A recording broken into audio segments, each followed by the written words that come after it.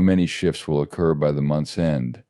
This video will show you clips from Brad Garlinghouse that literally tell you what's about to happen, and I'll explain why these changes are happening. Anyway, I want to say hello to everyone on the channel. Hi, I'm Nick. My sincere wish is that this film would entice those of you who are new to the channel to subscribe. Let's take a little look back over the last 12 months. Going back to March, users of the OKX coin exchange were removed from having access to Tether USDT. Since this swiftly became support, USDT and 5 other stablecoins were delisted until July 1st, which brings us to Mika. What makes it intriguing is that you are aware that many other people have brought this up in conversation. It was also possible for Kraken to remove itself from consideration. Surely you are familiar with the concept of Tether. We're a lot closer now than we were 2 weeks ago, but we still think what's going to happen in 2025 is practically here. In 2025, regulations will be in place. It is currently visible in the vicinity.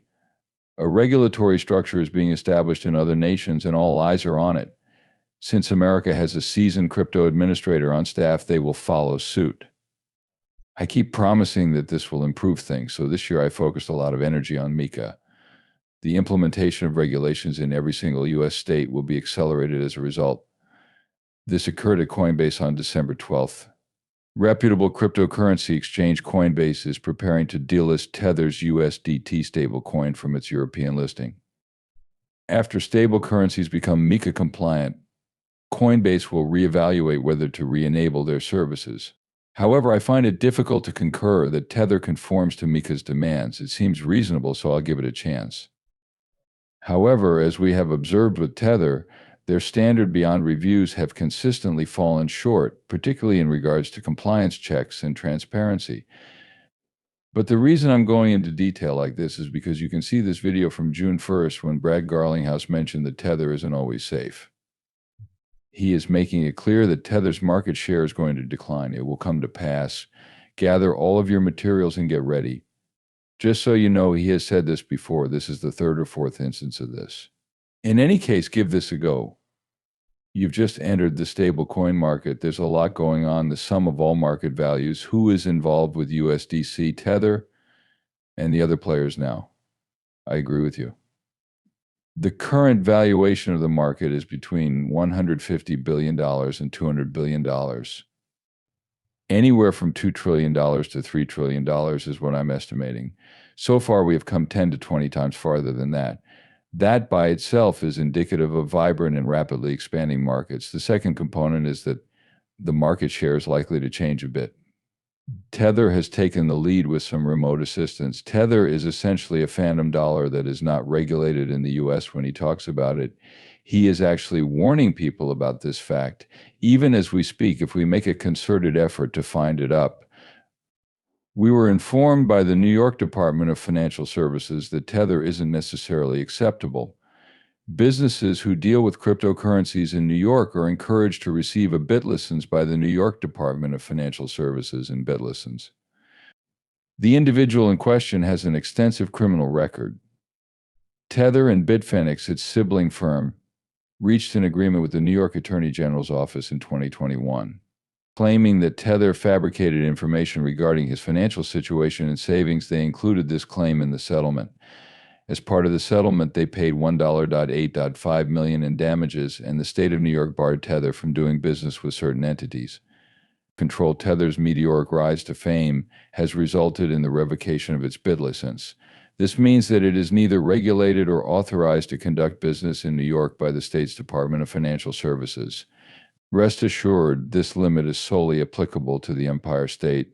Although Tether's reserves and legal compliance are continuously being scrutinized in numerous locations, it continues to enjoy widespread use. Even with all the links Ripple has, I believe this is the sole reason RLUSD moves so quickly on Tether. However, this is undoubtedly only one among others. We refer to Tether as a non-US based firm here. After that, the United States follows. One more time, it's Brad Garlinghouse.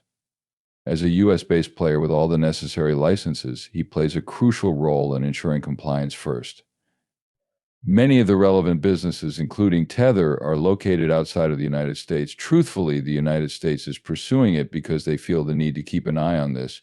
It is possible that yesterday the Senate submitted a new bill to establish some stablecoin regulations.